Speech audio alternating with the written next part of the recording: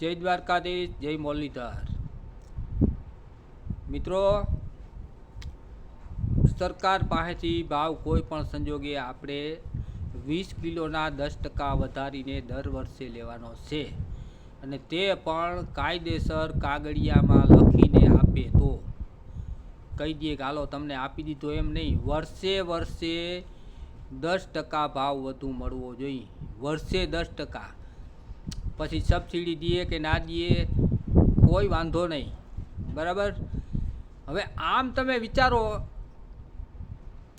તો ટોટલ વસ્તુ ખેડૂતનો વ્યાજબી ભાવે જાય, ઓછા ભાવે જાય તો સામે કાંઈ પબ્લિકને તો કાંઈ સસ્તો મળતો નથી। ખેડૂતનો માલ સસ્તો થયો તો સામે પબ્લિકને સસ્તો મળવો જોઈએ ને। અને પબ્લિક જે છે એ જ છે માલધારી અને ખેડૂત, એમાં કોઈ વિદેશવાળા છે નહીં। જેટલી પબ્લિક છે એ દુનિયાની અંદર ખેડૂત છે, એમાં એવું નથી કે બિઝનેસવાળા હશે તો 5% હોય કદાચ, બાકી 95% ખેડૂત છે, 90% 95% ખેડૂત છે ગુજરાત છોડીને હિન્દુસ્તાન આખામાં। તો આની ઉપર એટલો અન્યાય કેમ?